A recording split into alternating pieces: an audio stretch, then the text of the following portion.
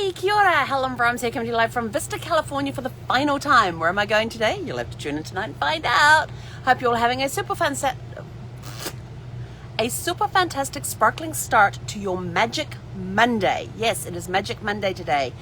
And I found a really cool story. I read a really cool story this morning in Think Positive, Live Happy. It's a Chicken Soup for the Soul book. The link is in the description. This book is awesome. It's got these little short stories. I don't know if you've never ever read a Chicken Soup for the Soul. They're little short 2, 3, 4-page stories, real life stories about people who have overcome sorts of different challenges. There's pet lover ones. There's something about the spirit. There's a whole slew of these books, but I love this one because it's got Think Positive, Live Happy in the front here. Hang on, I've got to bookmark my page here so I can come back to it. You know, you've got, this book is all about live in the moment, count your blessings, give it a try, the power of attitude, the words that changed my life, from lemons to lemonade, step outside your comfort zone, find your inner strength, make every day count, reboot your life, make a difference.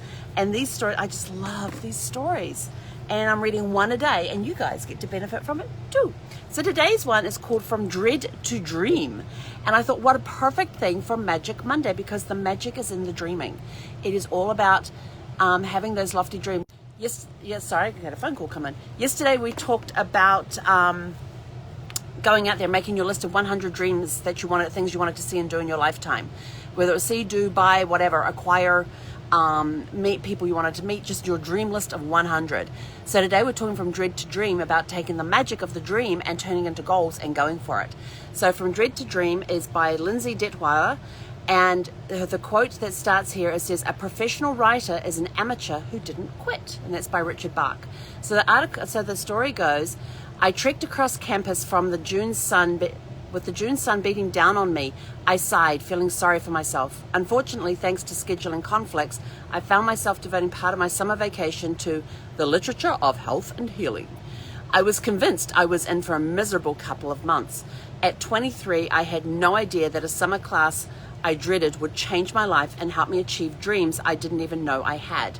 The class focused on literature centered around death, illness, and the idea that mortality is inescapable. We read stories, poems, and books that focused on heart-wrenching tragedy. We read Tuesdays with Maury. Have you ever read that book? It's a great book.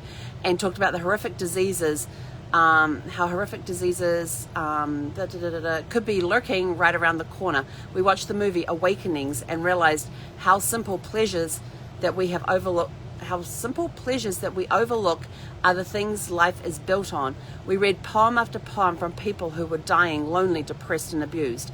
We read heavy works that made me feel guilty for complaining about attending a class for a few hours when so many others were carrying so much heavier burdens." Sorry, I got a whining pup here too. "A few weeks into the course, I realized that the class I had dreaded was changing my perspective. It was inspiring me to go after my dreams, set my priorities, and stop waiting for tomorrow to chase my goals. It helped me realize that the things I thought were so important weren't really what life was about. As I drove to campus one day, I reviewed my bucket list and realized I wanted to see my name on the cover of a published book." Ooh, I'd like that too. Actually, I already have. I'd always been a writer, scribbling stories and poems and journals as a child. I even started writing a chapter book in 6th grade. But the realities of adult life that slammed into me after high school, coupled with demanding course load of college classes, had squelched my passion for writing. I had decided to focus on my time and efforts on things that would lead to success in the workplace. Publishing a book didn't seem to be a realistic practical goal.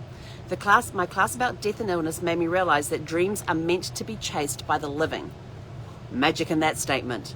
Thus I went home, sat down, and started thinking about what story I would tell if I could. I stopped thinking about the safe, predictable path I could follow to success. Instead, I thought about what really inspired me and what I really wanted to accomplish. Great magical words today. Woo! Recently, I followed several news stories about wrongful convictions. I realized I wanted to write about that topic and explore it more fully. A story unfolded in my mind. Motivated by the class that I tried so hard to escape, I went out onto my parents' deck with a green notebook and started writing the first page of what would become my first novel. 4 years after I started scrawling my green notebook, my manuscript was accepted by a small publisher. I remember shaking and crying when I received the email, awaking my husband from a deep sleep to tell him the unbelievable news. Love those magical moments. Even bigger dreams came true after that. I wrote more books, got picked up by one of the big 5 publishers, and even hit the US Today top bestsellers list. Today, as an English teacher and a thriller author, it still amazes me how it almost never began at all. I can't even fathom how different things would be if I had spun on my heel and headed off to a summer of lounging instead of that summer literature class. Sometimes the things we dread the most become the things that change us the best. And that's by Lindsay Detweiler. Amazing, amazing story. I mean, how many times have we paused, taken that pause instead of just running ahead into whatever we're inspired to run into, or the moment that we dread? Who is it? Mel Robbins with her 5-second thing.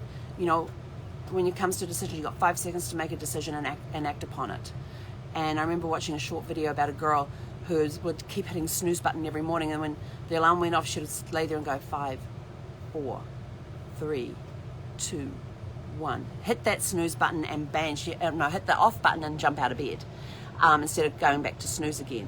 And that video's been playing in my mind recently. And so this From Dread to Dream is taking, what's one thing that we dread the most, and maybe we should be doing it.